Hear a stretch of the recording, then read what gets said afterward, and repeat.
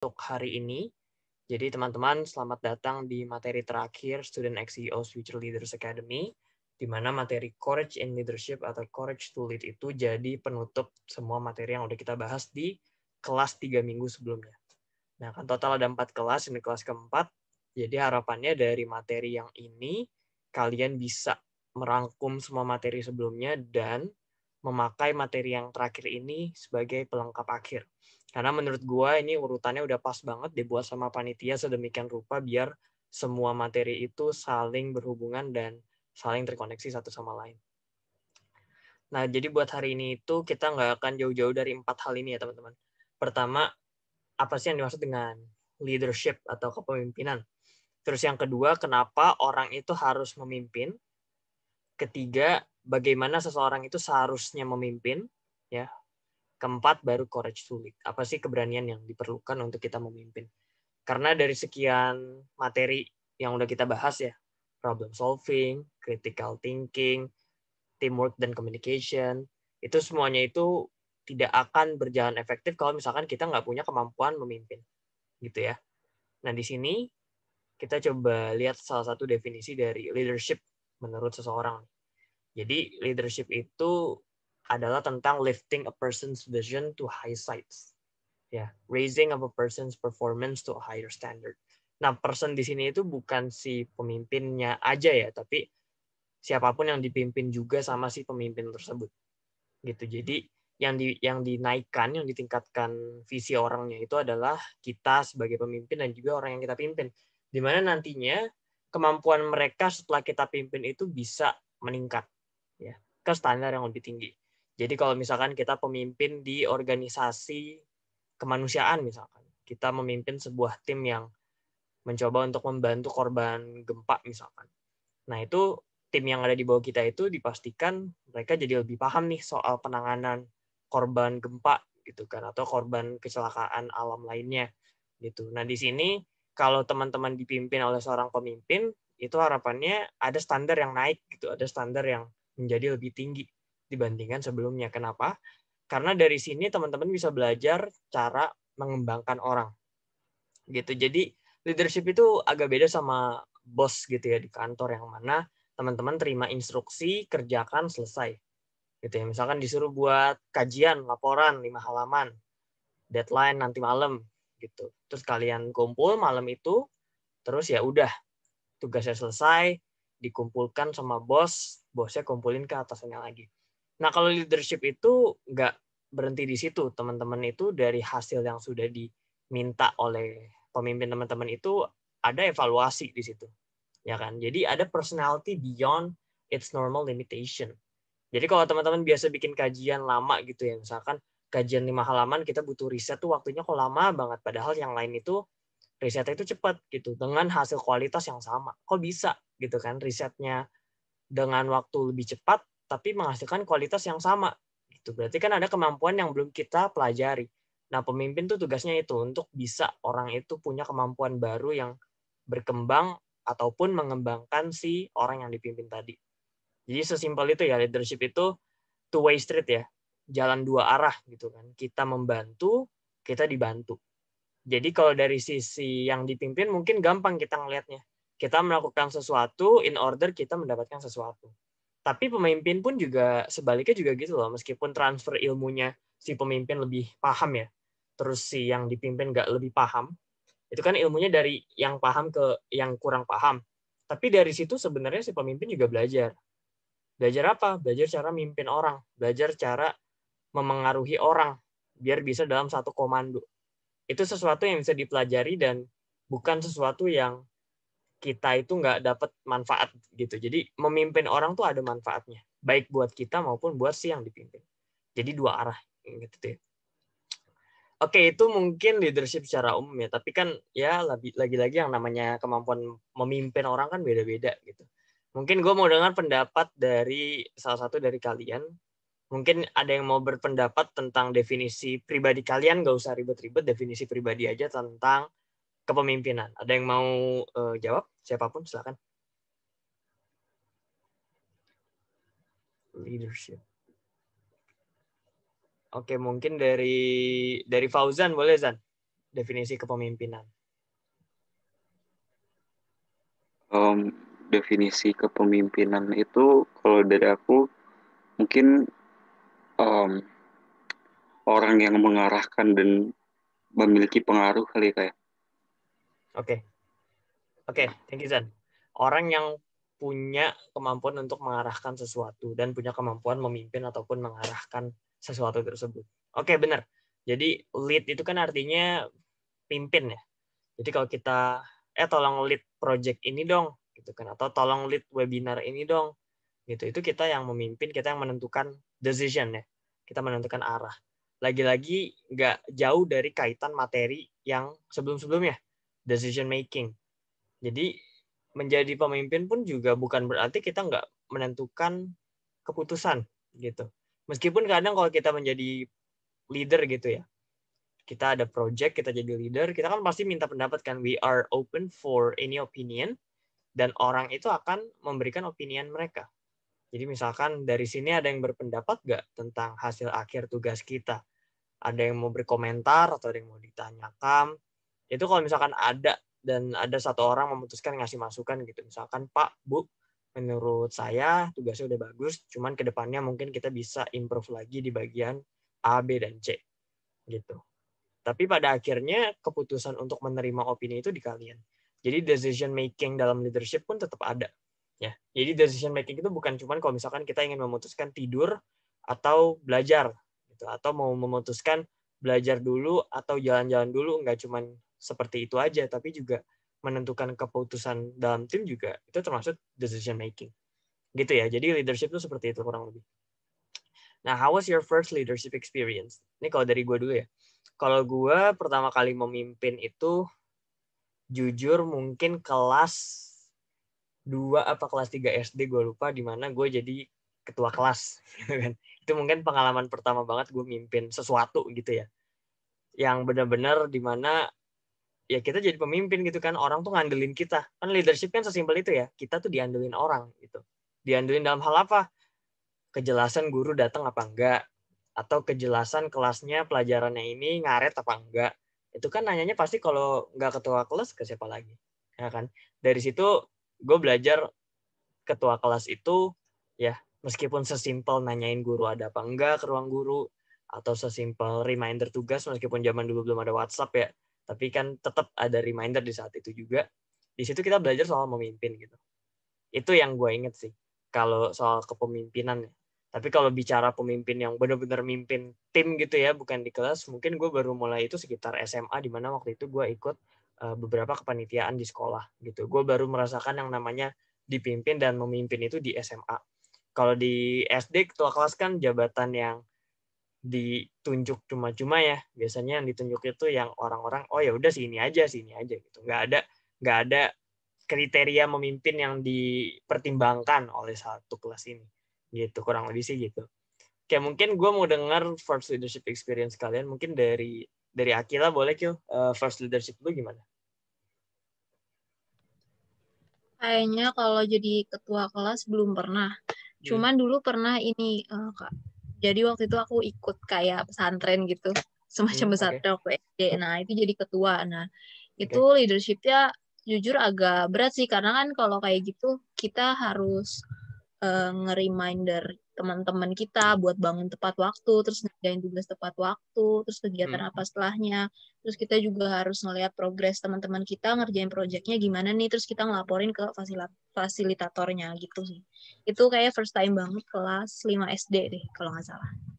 Oke. Oke, berarti zaman-zaman SD udah mulai ini ya, udah mulai ngelit ya. Ini bagus sih sebenarnya. Karena bayangin aja gitu kan, belajar leadership itu kan bukan belajar kayak belajar les bahasa Inggris yang 3 bulan selesai, kita udah bisa dipaham tingkatan apa gitu. Kalau leadership itu kan sesuatu yang kita asah setiap hari. Tadi dari pengalaman Akila, kita udah dengar nih teman-teman cerita bahwa yang namanya memimpin itu ya kita harus memutuskan sesuatu. We have to make decisions, tapi at the same time we have to consider other people's decision. Nah, di situ nggak mudah karena di sini ada banyak kepala nih yang masing-masing punya kemampuan berpikir ya, yang masing-masing punya hak untuk mengekspresikan pendapat masing-masing, Dan kita sebagai pemimpin harus mempertimbangkan semuanya, tapi kita juga ingat bahwa pada akhirnya cuma satu keputusan dari sekian banyak keputusan yang mungkin bisa jadi keputusan yang final gitu.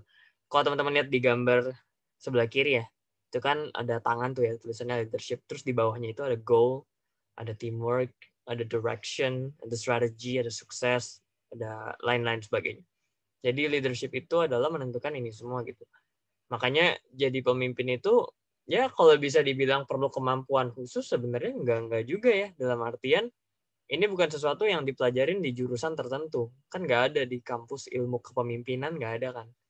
Adanya ilmu hukum, ilmu psikologi, pendidikan kedokteran, dan sebagainya.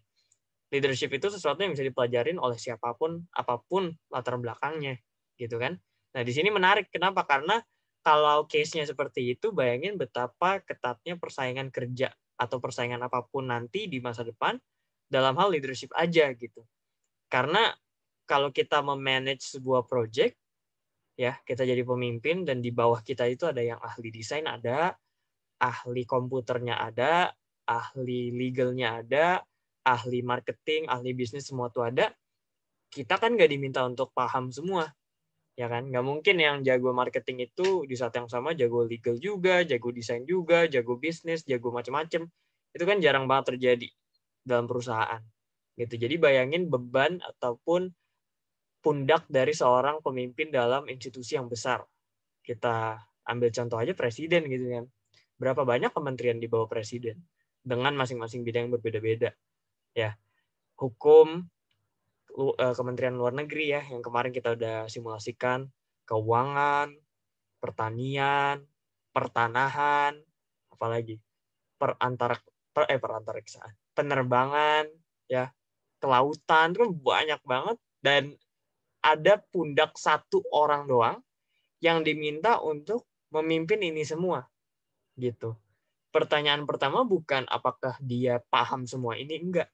Pertanyaan kita pastinya adalah dia bisa nggak memastikan semua kepala-kepala pinter di masing-masing kementerian itu punya satu visi, ya kan? Itu tugas leadership.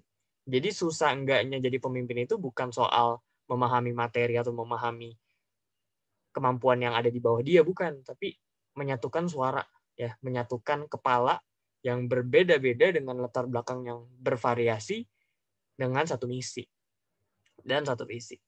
Itu tantangan leadership tuh itu gitu. Jadi menarik kalau dibahas bisa ada sistem seperti ini gitu.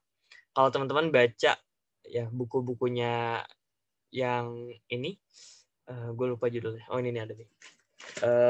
Judul si Sapiens ya, Sapiens si ini siapa namanya? Yuval Noah Harari.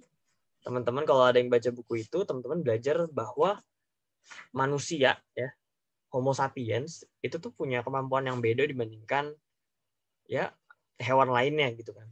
Terlepas pemahaman teman-teman apakah manusia hewan apa enggak, cuman di luar itu kita itu tuh unik gitu ya.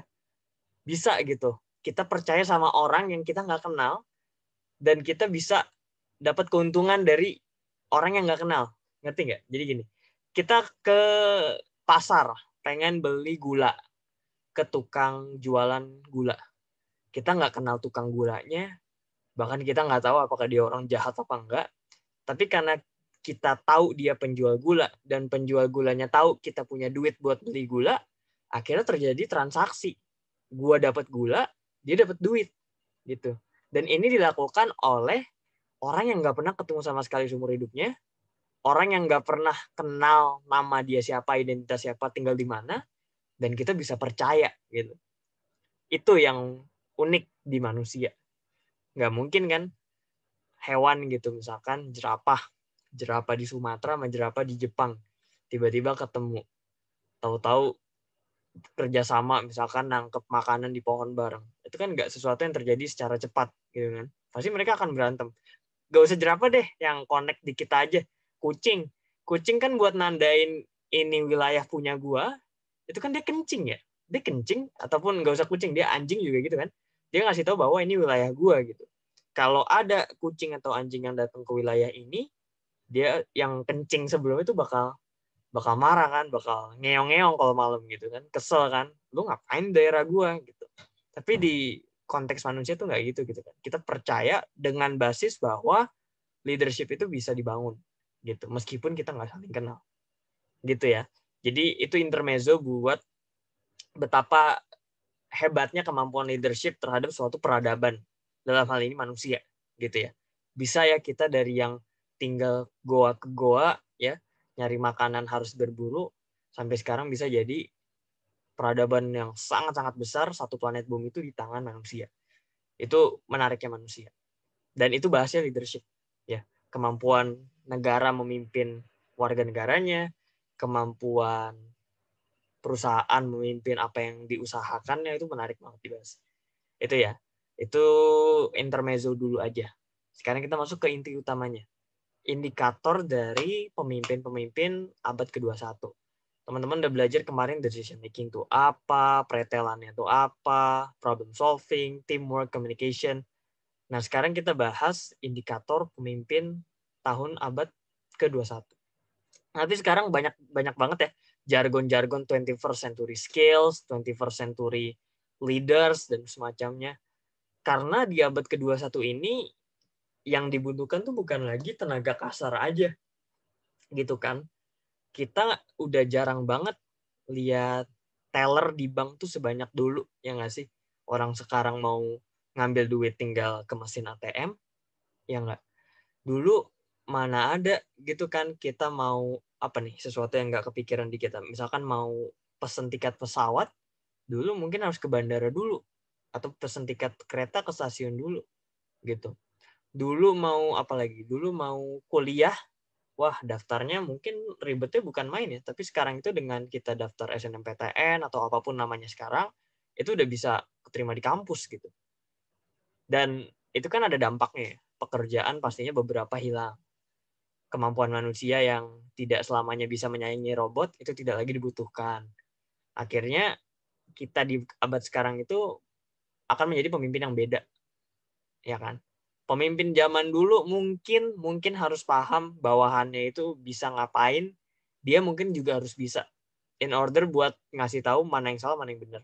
Tapi di zaman sekarang itu udah nggak sepenuhnya perlu lagi. Karena yang pertama, indikatornya adalah inklusif. We're not excluding any of the parties or groups involved in something. Dalam hal ini, kerjasama bareng misalkan. Kita dengan melibatkan orang sebanyak mungkin, bisa loh kita menjadi sesuatu yang inklusif. Gitu. Kedua, collaborative. Two or more parties successfully working together on a goal or shared project. Di sini, dua atau lebih pihak gitu ya, bisa loh kerja bareng gitu kan. Meskipun latar belakangnya beda, lagi-lagi kita punya tujuan yang sama. Dan kita rela meninggalkan perbedaan tersebut demi mencapai tujuan bersama tersebut. Itu tuh kemampuan yang hewan-hewan lain itu nggak terpikirkan gitu kan. Mana ada kepikiran gitu kan. Semua jerapah di dunia gitu ya bersatu bikin perserikatan jerapah-jerapah PJJ, nyaingin PBB, itu nggak ada kepikiran jerapah kayak gitu tuh, nggak ada kepikiran gitu kan. Nah kita nih bisa gitu ya kayak gitu.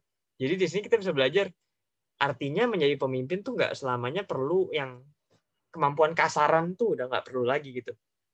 Terus yang ketiga, of service, to be helpful or useful to someone. Jadi di zaman sekarang itu udah nggak lagi belajar apa-apa sendiri. Udah nggak lagi zamannya belajar tuh apa-apa berjuang sendiri. Yang dulu nonton Laskar Pelangi gitu ya, waktu dia baru-baru keluar, itu kan kita amazed banget ya.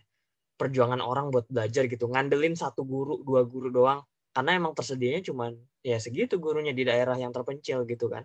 Kalau gurunya sakit, kalau gurunya meninggal bahkan, hilang sudah harapan buat menjadi terdidik gitu kan.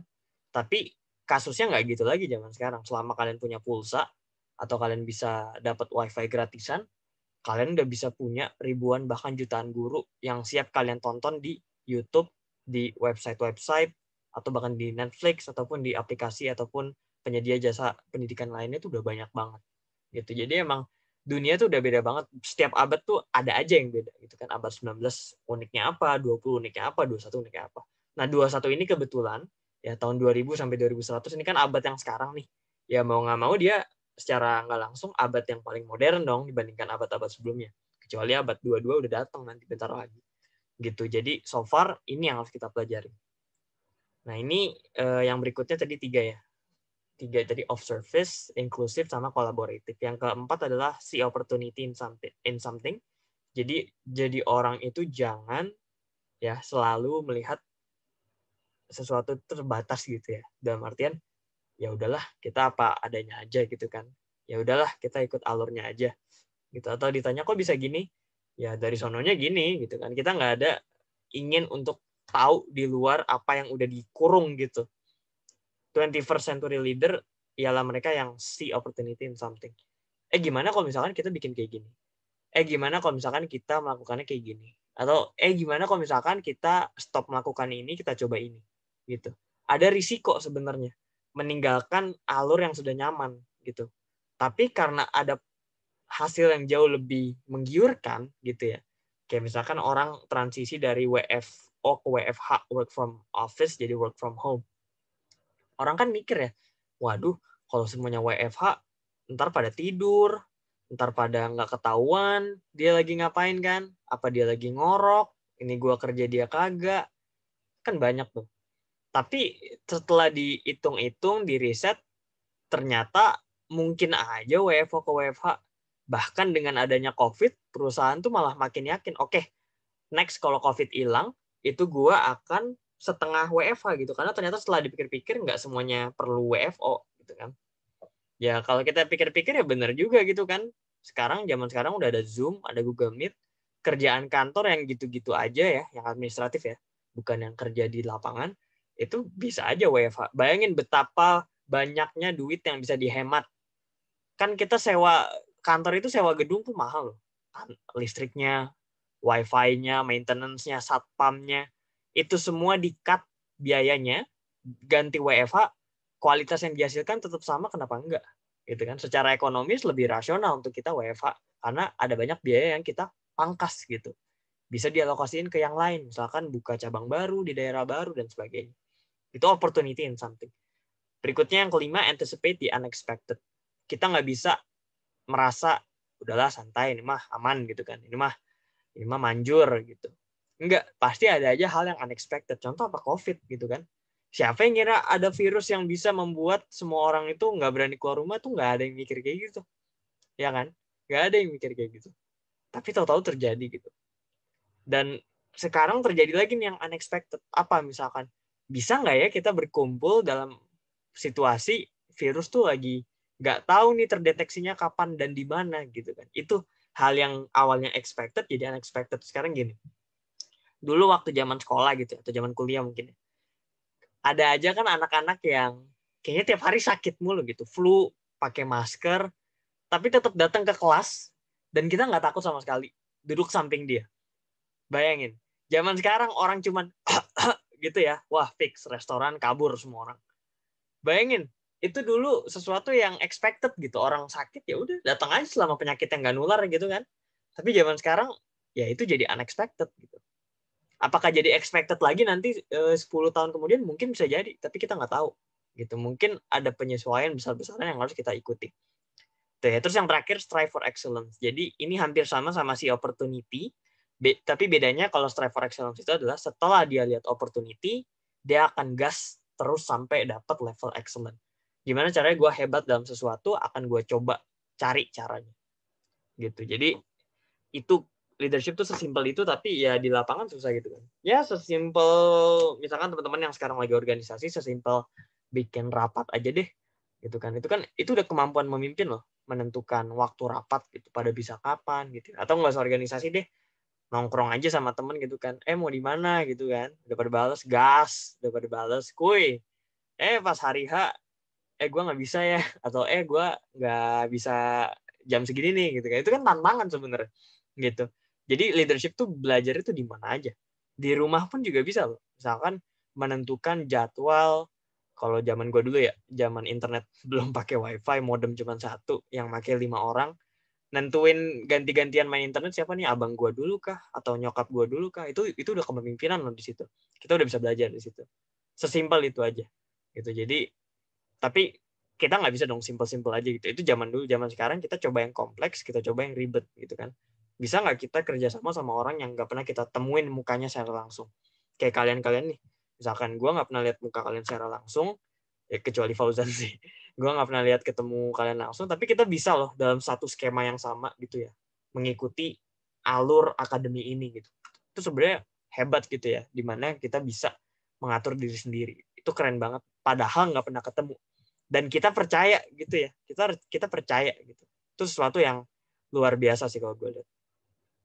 Oke, ini mungkin terakhir, ini konteks profesional ya. Jadi kalau misalkan leadership itu meskipun yang dipelajarin sama, tapi bisa jadi beda loh apa yang harus dikerjakan. Contoh, dalam hal kita staff yang warna kuning ya, kita lihat yang gambar komputer, itu ya test oriented gitu kan.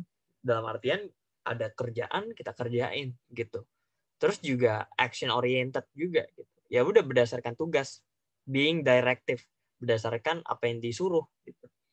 Tapi kalau yang sebelahnya udah level manager, kita udah transformational gitu kan. Kita udah demonstrating faith in subordinate abilities, memberikan kepercayaan ke orang-orang yang kemampuannya itu berada di bawah kita. Subordinate itu maksudnya orang yang kita pimpin, kemampuannya mungkin berbeda sama kita, tapi kita harus ada kepercayaan. Lagi-lagi berdasarkan kepercayaan gitu kan, based on trust. Ngapain sih gue percaya sama staff yang baru diterima 2 hari lalu, dan gue harus mengerjakan sesuatu yang penting tuh ke dia.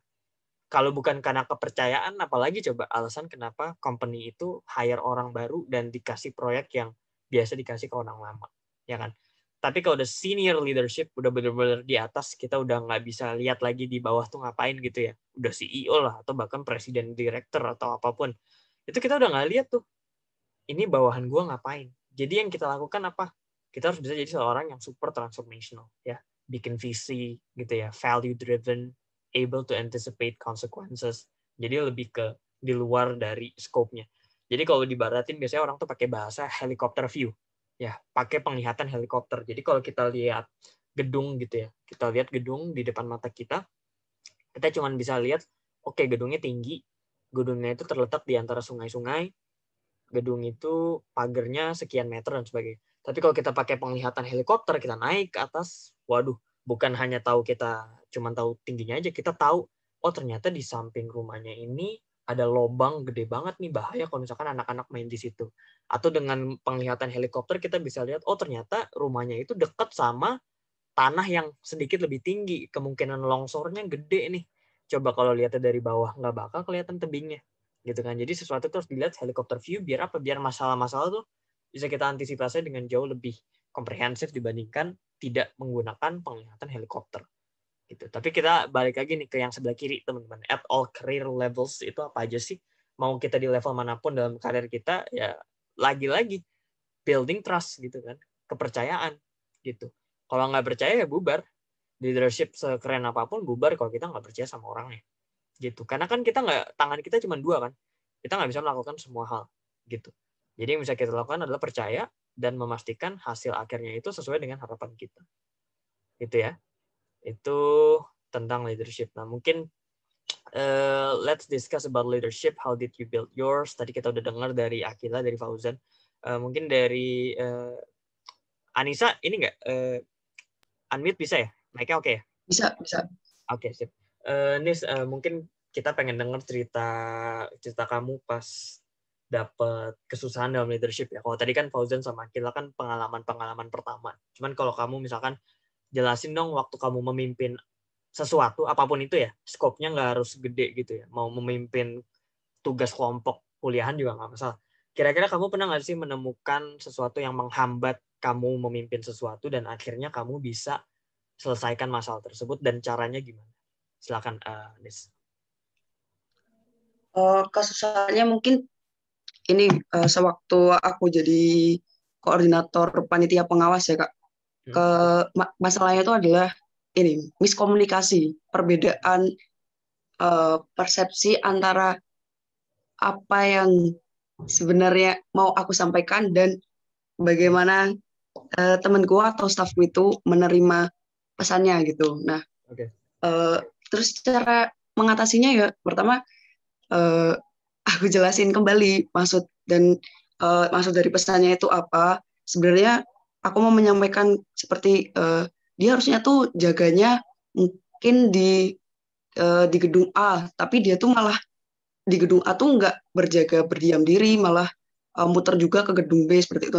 Aku sampaikan kembali pesannya, terus aku tanyain kembali gimana, masih ada yang perlu ditanyain nggak, atau mungkin kamu masih bingung dengan sebenarnya tuh tugasnya tuh apa gitu. Itu terus mungkin itu buat evaluasi juga sih ke depannya, kayak aku di awal harus menyampaikan dengan lebih jelas dan mendapatkan feedback lagi. Mungkin ada teman-teman lain yang masih mengalami kebingungan. Jadi tetap dua arah gitu, Kak. Oke, thank you Nis. Ini bagus nih. Jadi kasusnya adalah si Anissa udah ngejelasin yang menurut Anissa udah cukup jelas, tapi ternyata di kuping penerima informasinya nih itu nggak sejelas saat Anissa merasa dia menjelaskan instruksinya gitu. Akhirnya perlu diinstruksikan ulang, gitu, diceritain ulang.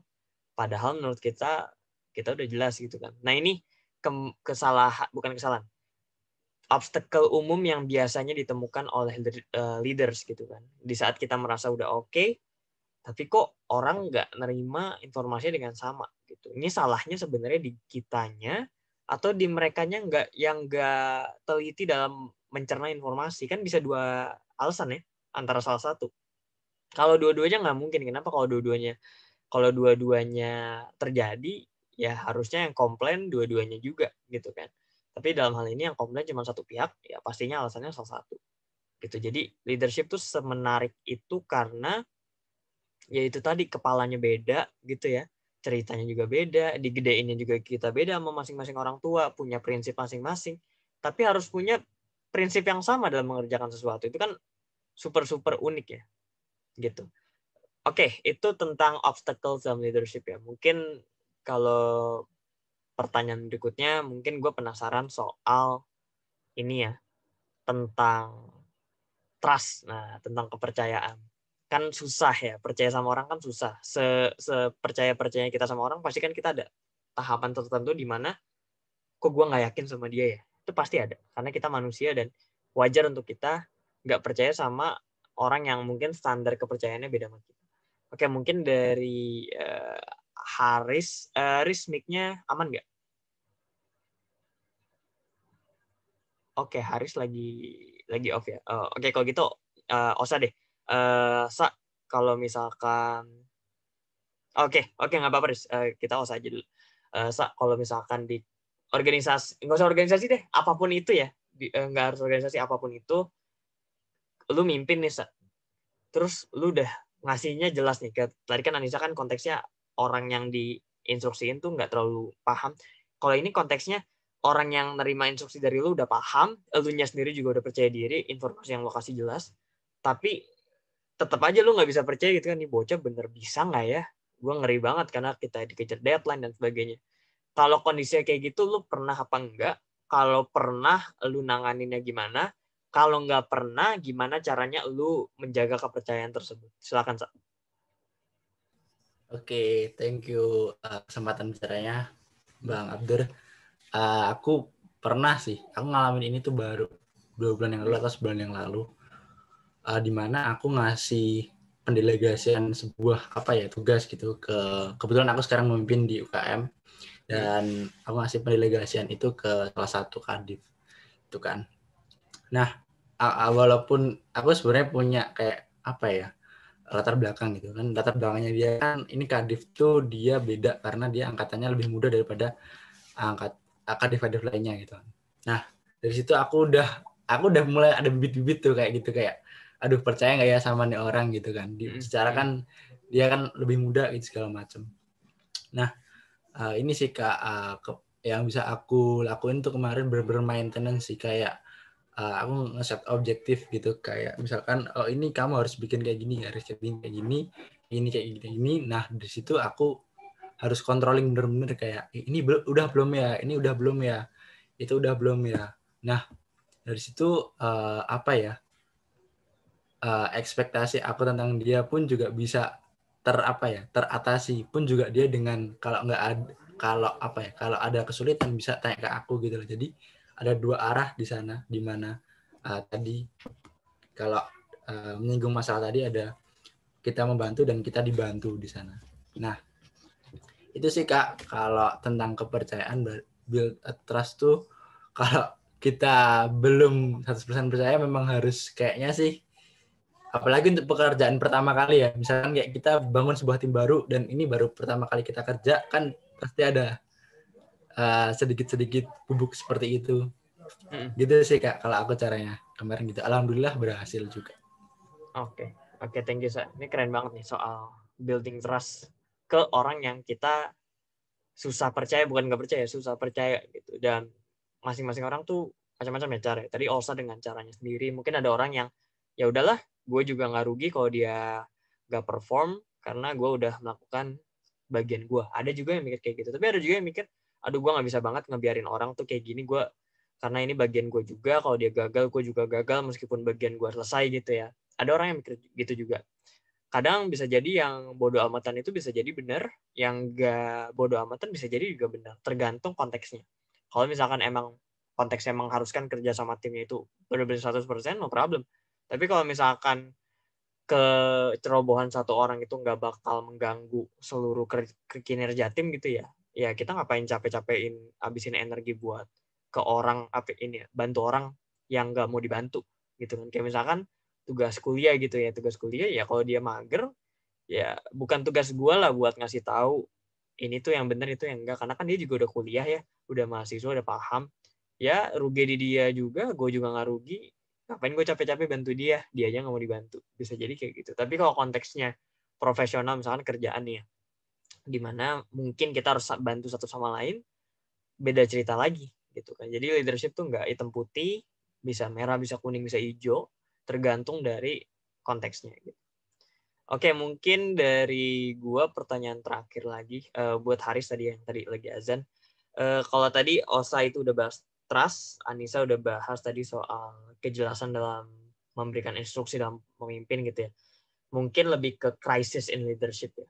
Jadi misalkan dalam konteks leadership, pernah nggak sih Riz lo merasa kayaknya gue nggak cocok deh di posisi ini.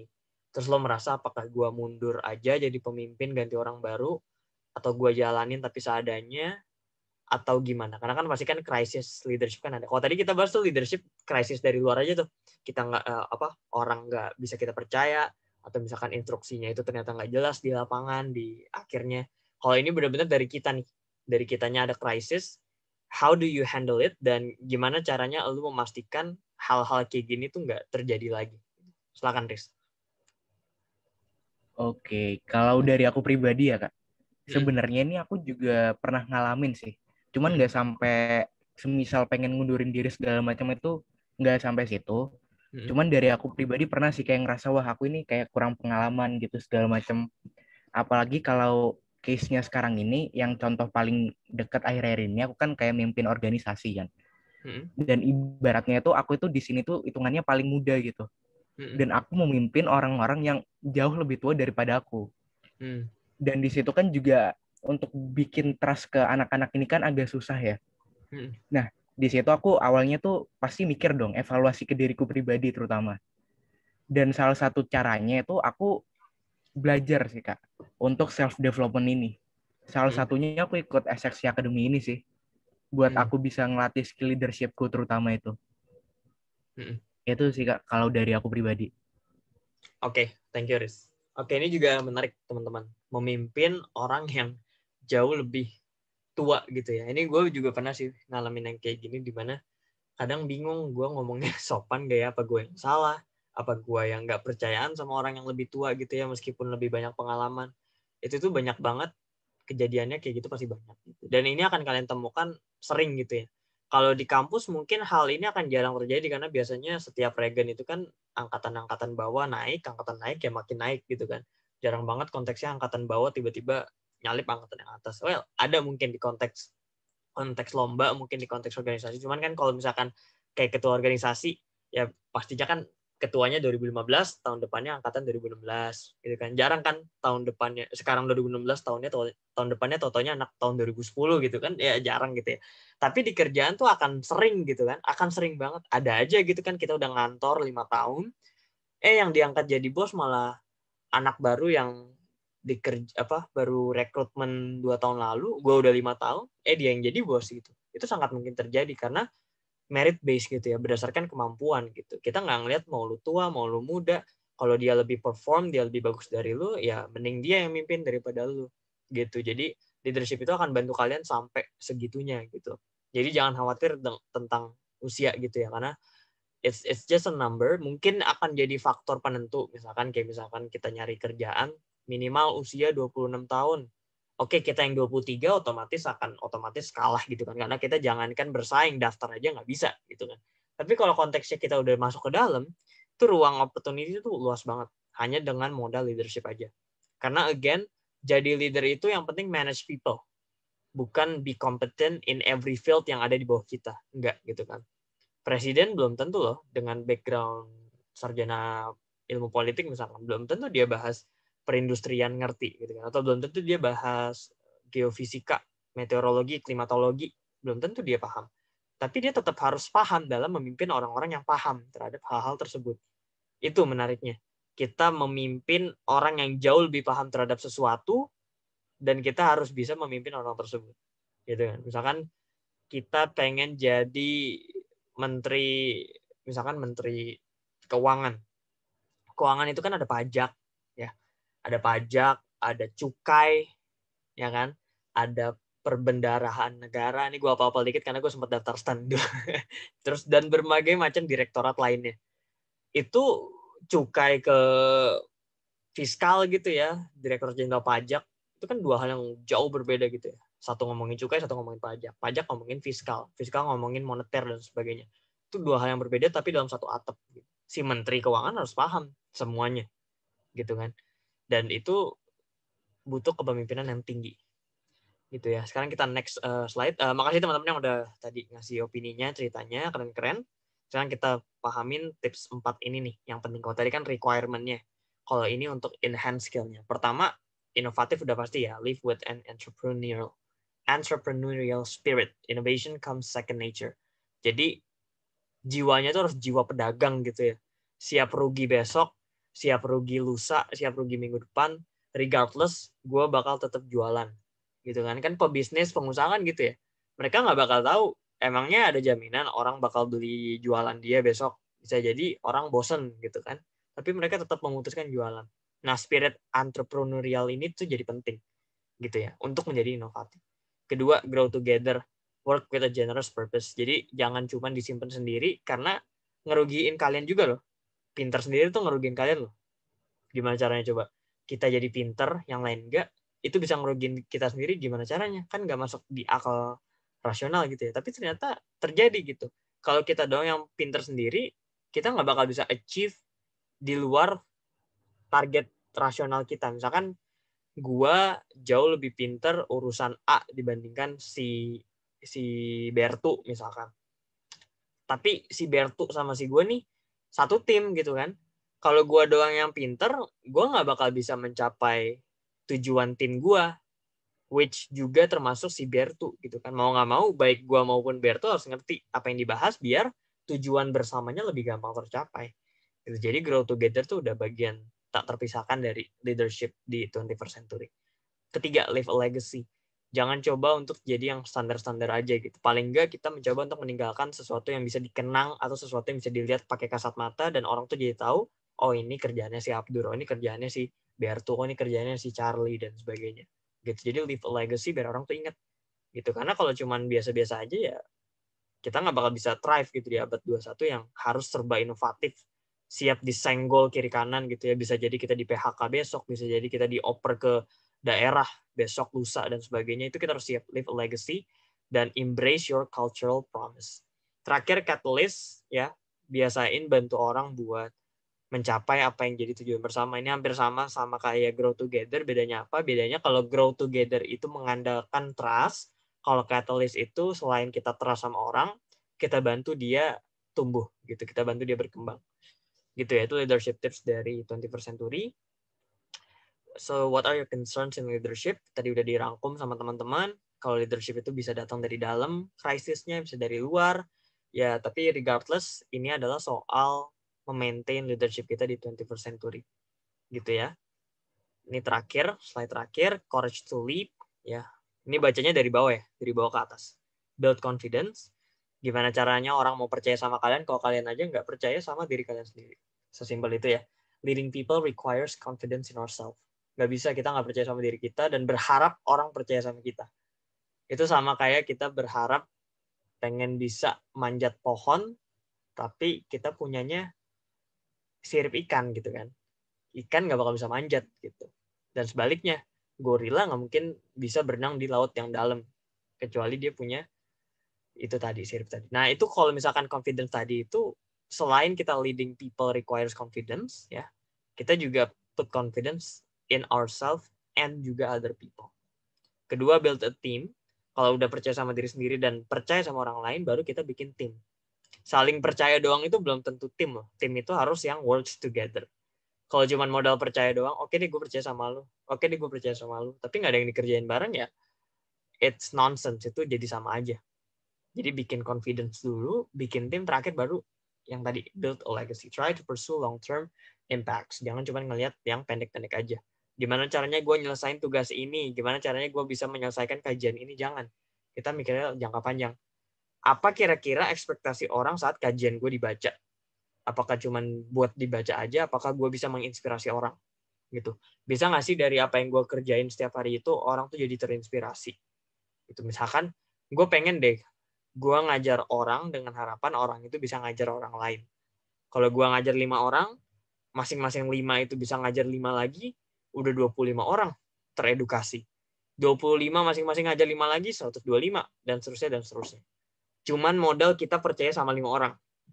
Bayangin, modal percaya sama 5 orang, yang berkembang bisa 100-an lebih. Itu legacy. Oke, itu ya dari gue terakhir.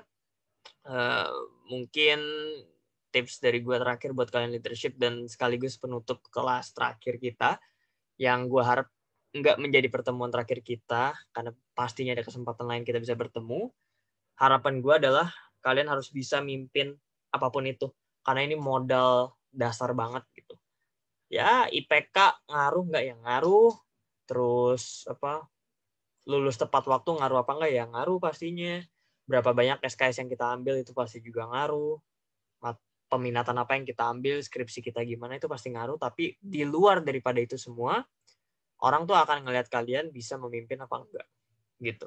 Mau IPK 9 dari 4 gitu ya, kalau mungkin. Ya orang nggak bakal percaya sama kalian kalau misalkan kalian nggak bisa mimpin project yang sederhana banget gitu. Sesimpel mimpin Zoom meeting gitu kan. Bro, tolong dong bikinin link Zoom, nanti lu yang ngatur ya pertemuannya. Kalau kayak gitu aja nggak bisa, ya bye-bye aja. IPK bagus, bye-bye aja. Akademis bagus gitu. Karena harus balance. Bukan melupakan akademis, memprioritaskan non-akademis, dan juga sebaliknya. Bukan melupakan non-akademis dan memprioritaskan akademis. Karena ini dua hal yang penting. Gimana caranya lo mimpin orang tapi lo sendiri kepalanya kosong. Dan gimana caranya lo pengen pinter kalau misalkan lo nggak bisa mimpin orang. Gitu ya. Jadi apakah kalian siap untuk memimpin? Are you ready to lead? Ya jawabannya from the very start harus udah ready. Agar apa? Agar nanti lintasannya itu mau belok kayak mau jungkir balik, mau gimana, kalian udah ada modal buat menangani itu semua. Oke, mungkin itu saja dari